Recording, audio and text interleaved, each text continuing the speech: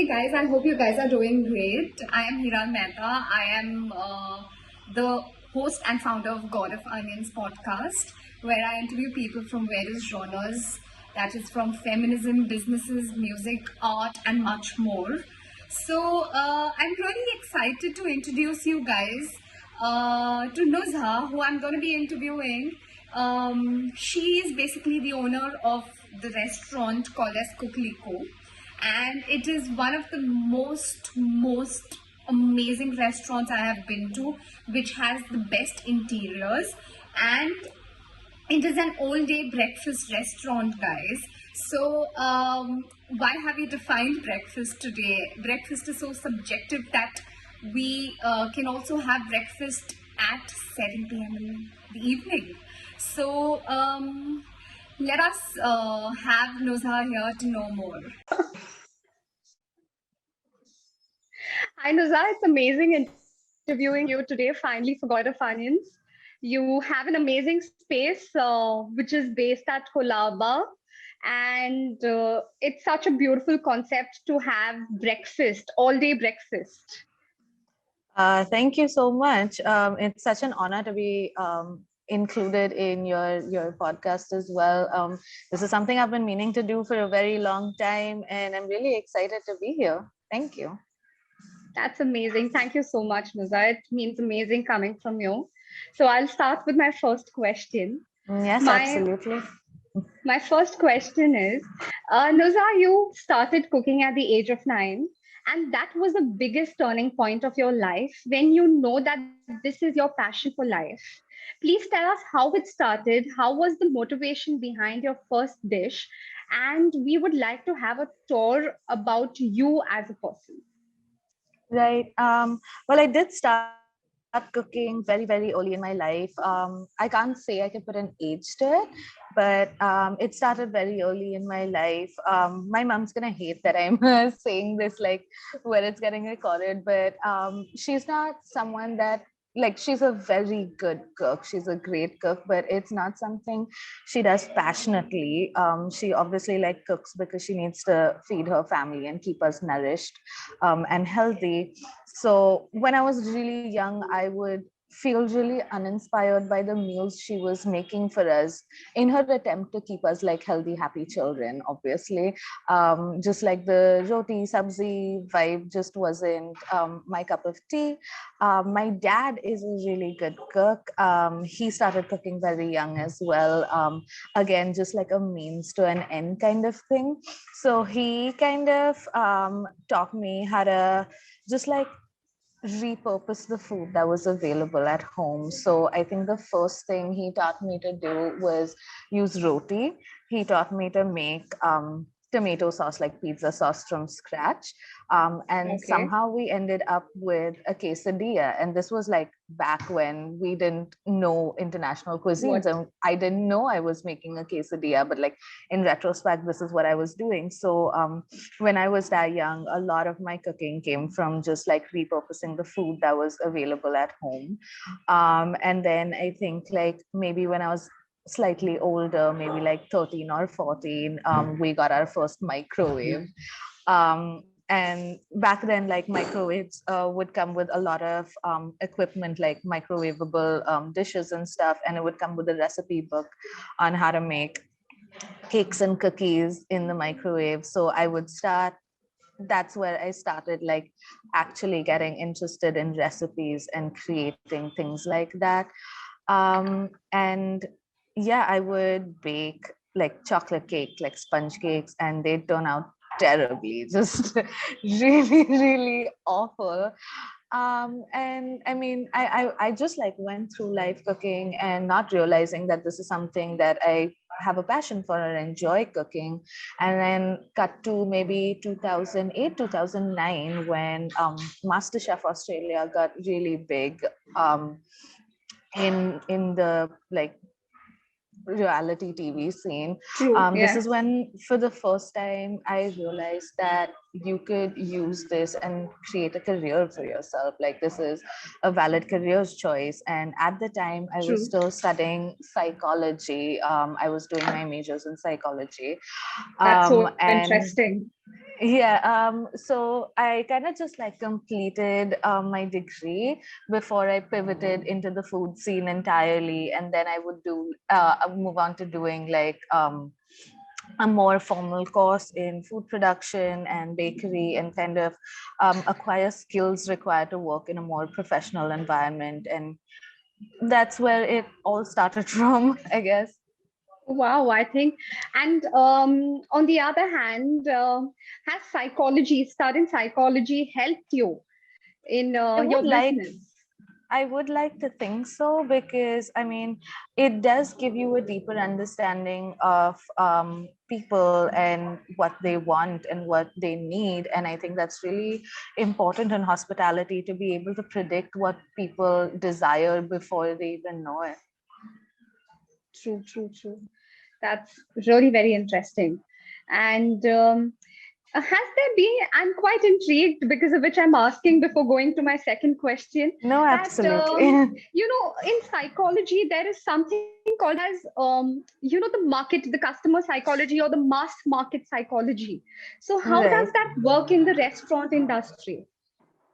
Um, I don't know if I didn't delve so deeply into that aspect of psychology, but I think it's like just studying the human mind to that very little extent has helped me like just get a slightly better understanding of people, and like you can tell from body language, like you can tell, see people's shoulders tense up before they want to turn around and ask you for a spoon, Wow, for example.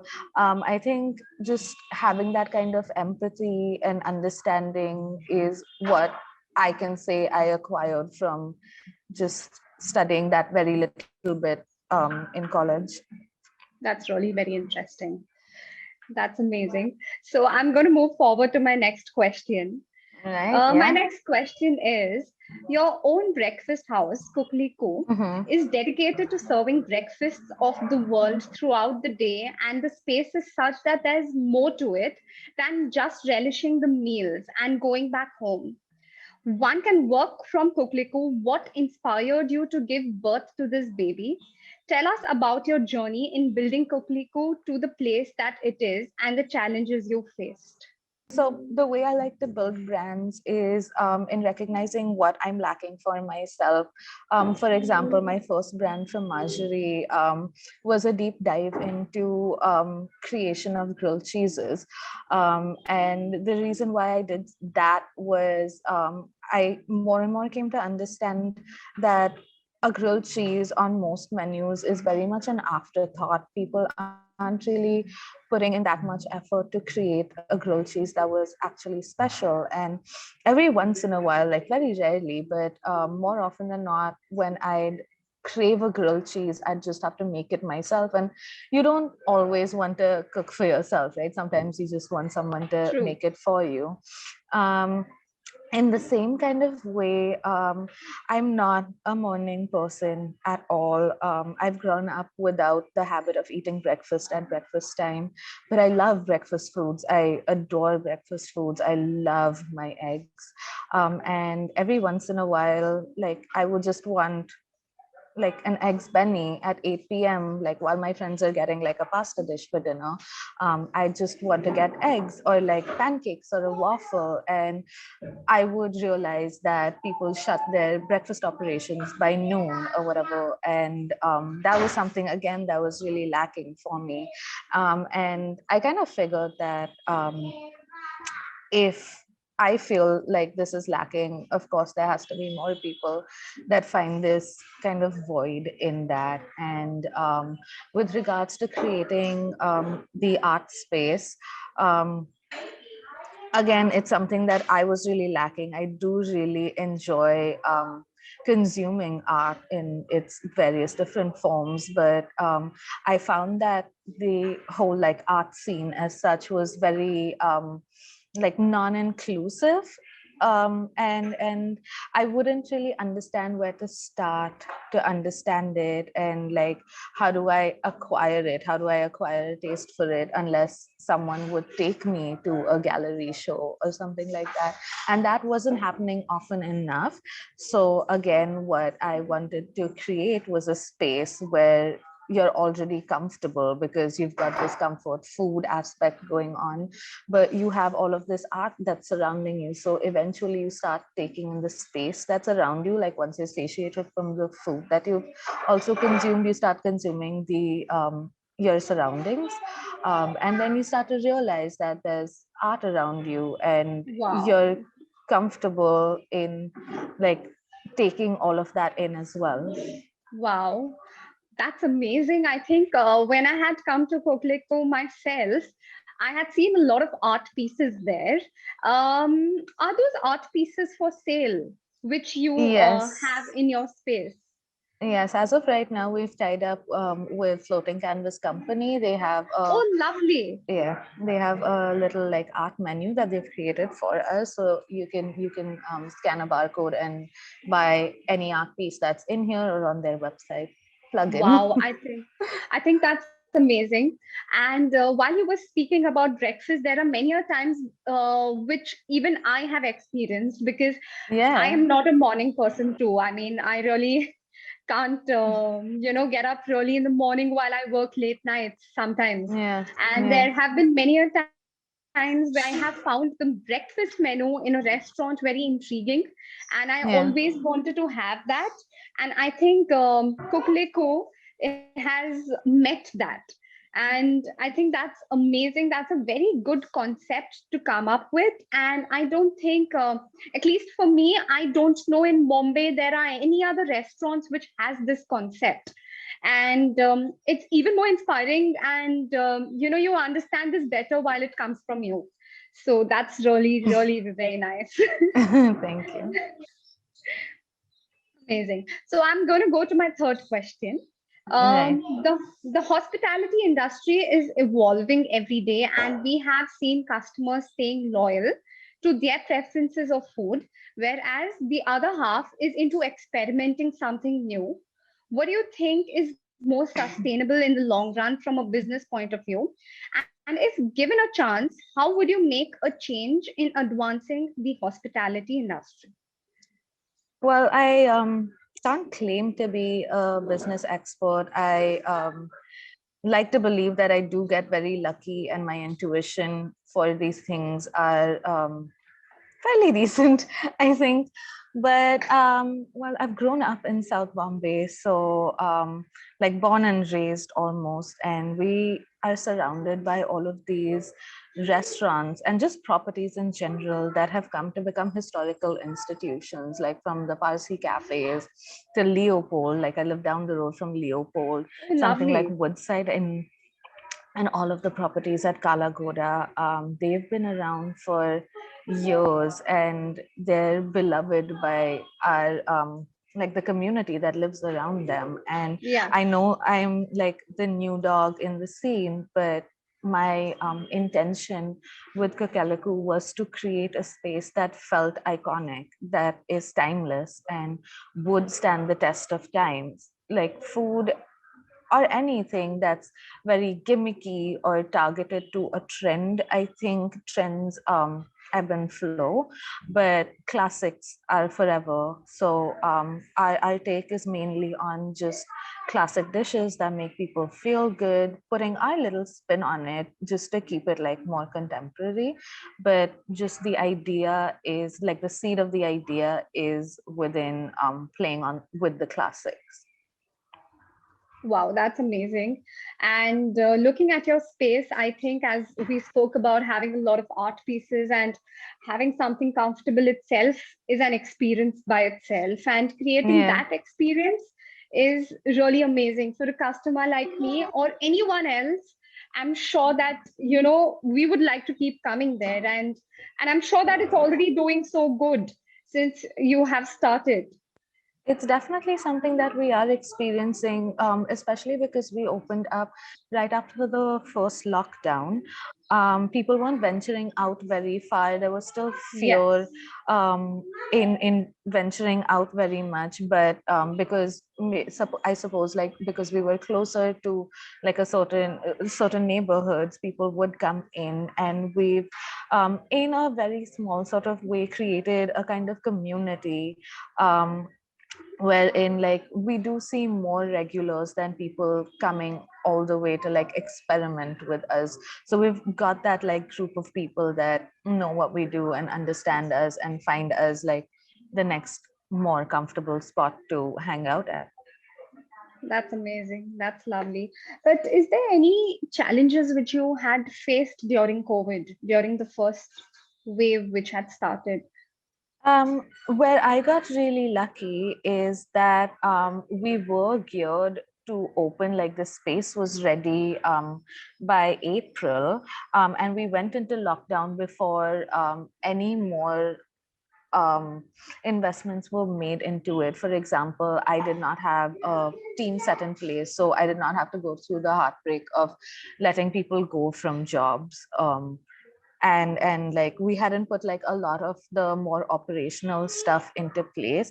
What was fortunate for me is the space is family owned, so all of the extra pressures that people faced with rents, etc., were more manageable in my case. So I was lucky enough to not have suffered as much as a lot of my peers in the industry. Oh, lovely. I think that's really good. And was that last year, April, when it had started? 2020, April 2020. 2020.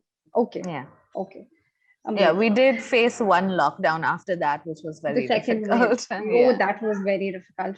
It was Yeah. very, very difficult for all of Yeah, us. the news was really hard. And by then we had a team and everything in place. And we were going through this lovely trajectory where people were really like coming in by the hordes. And then all of a sudden everything was shut down, and we had to very quickly understand how to shift into a more delivery model wherein we're more focused on people enjoying the space, which is what we're talking about time and again.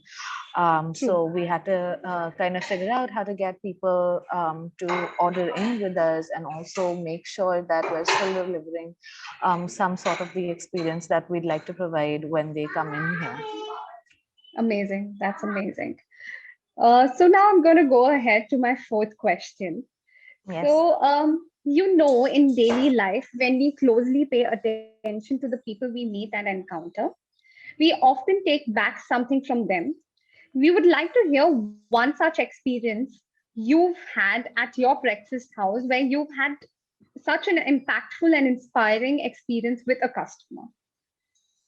um More often than not, like, we as a group like to chat and giggle about, maybe that one customer in the day that was really difficult or asked us for something outrageous.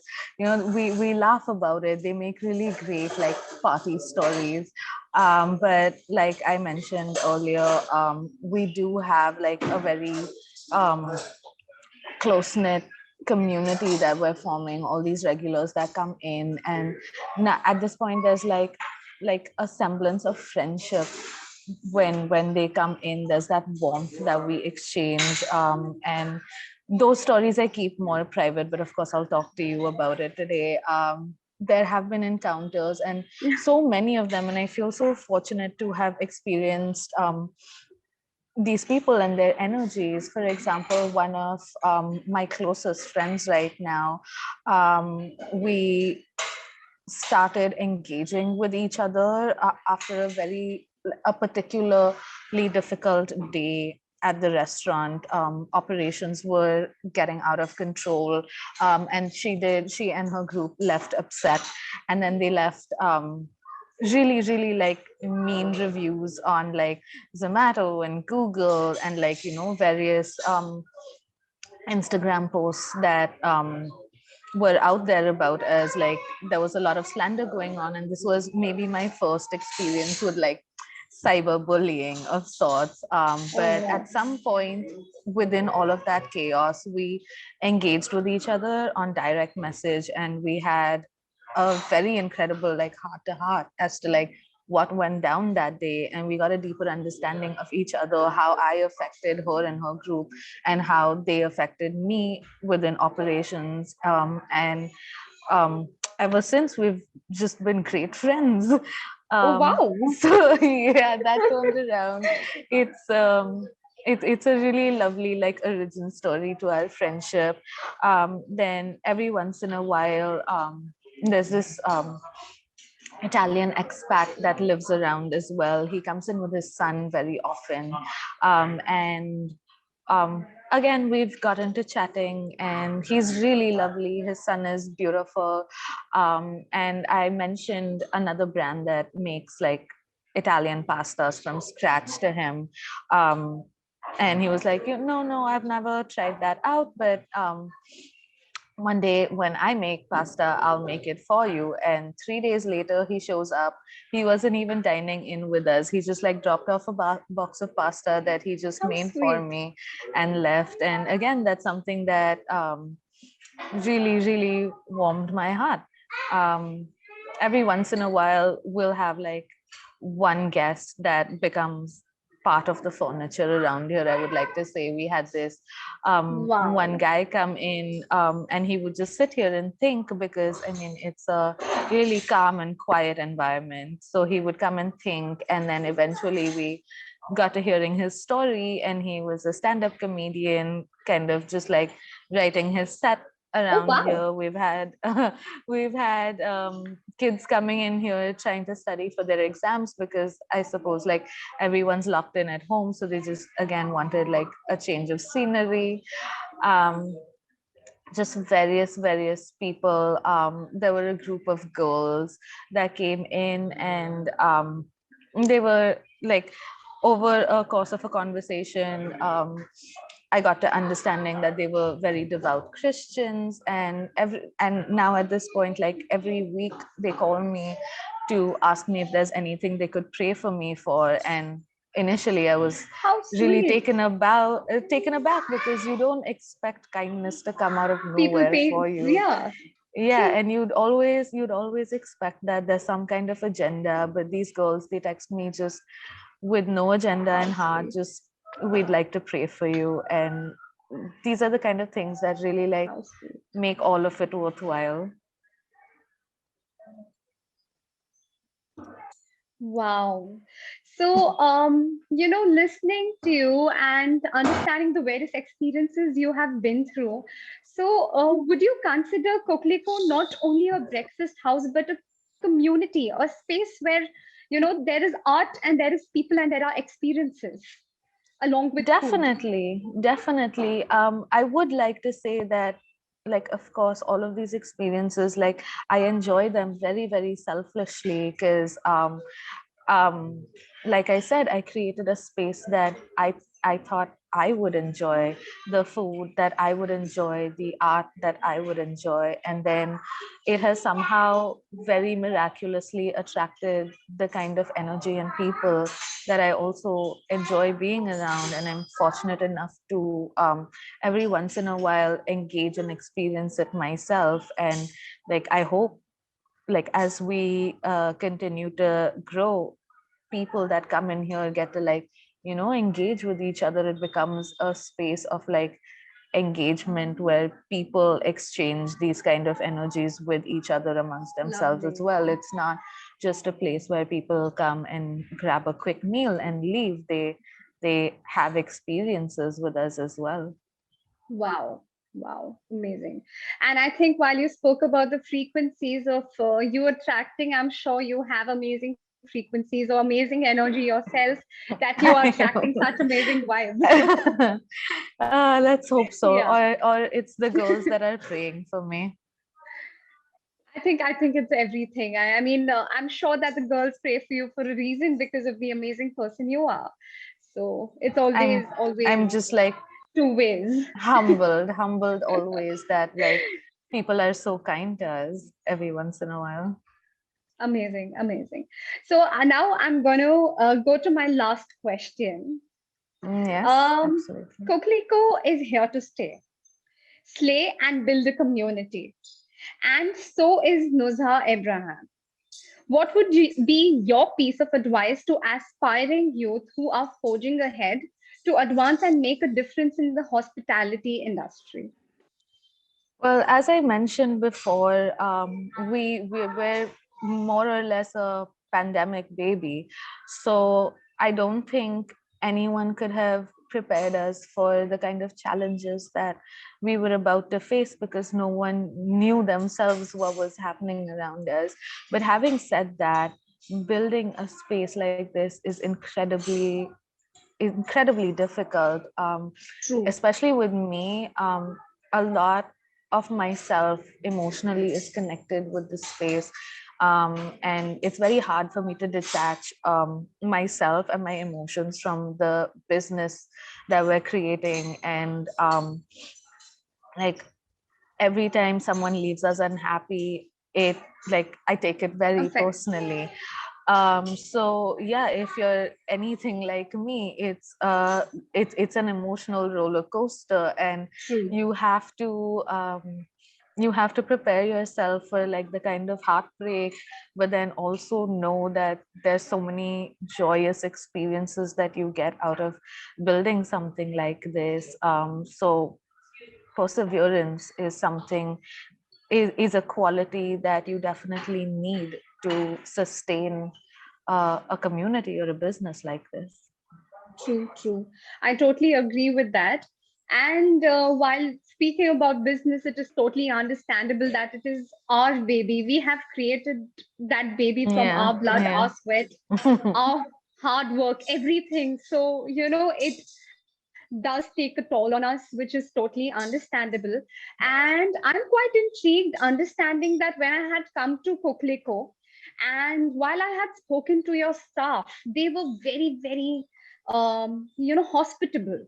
They were very sweet. They, whenever I needed to ask something about the menu or anything, they used to come right there and, tell us that, this is something which you can try, or, they were quite friendly. How have you trained your staff? That's really very amazing. Like I said, again, it's like the attraction of like-minded people. And again, we work with a very, very small team. Like my entire team is 10 people in total, but we're a small group of people that entirely understand the ethos of what we're building. And they Lovely. know exactly the kind of energy I would like to be putting out there, and the kind of warmth and hospitality that we want our guests to experience when they come in here. And I've just been lucky to find a group of, like, we're all kids. I think like everyone is around my age, like under 30, so we're just like a bunch of kids that just want to make sure people come in here and have a good time. That's amazing. That's amazing, Nolza. I'm going to conclude now. Yeah. As we are done with all our questions, that, Kokliku is not only a amazing breakfast place with amazing food, but also community where people love to come. And as you said from your experiences, where people love to experience the vibe of your place. And of course, so do I. So, really looking forward to such amazing breakfasts. Is there anything else which you're planning to open or start, or Well, in you? the last few weeks, what we've been working on more and more is collaborating with more local businesses. For example, this week, since we're very close to the sea, we've collaborated with a sail club, and because it's Oh, Women's lovely. Month as well. We've got like a bunch of like really cool girls coming in after a sale to have breakfast with us. Oh, So we're just wow. like branching out to more outwardly experiences that kind of end with us as well. Oh, So wow. I think that's amazing. yeah. That's really very interesting. Yeah. So thank you so much, Nuzha. I'm sure I am inspired by you, and I'm sure that all my listeners are going to be inspired by you. So thank you so much for taking your time and being a part of my podcast at God of Onions. It's been amazing interviewing you, and I think it has been very comfortable as an interviewer to interview you. So thank Thank you you, so much. Hira. It's been really nice to chat with you as well.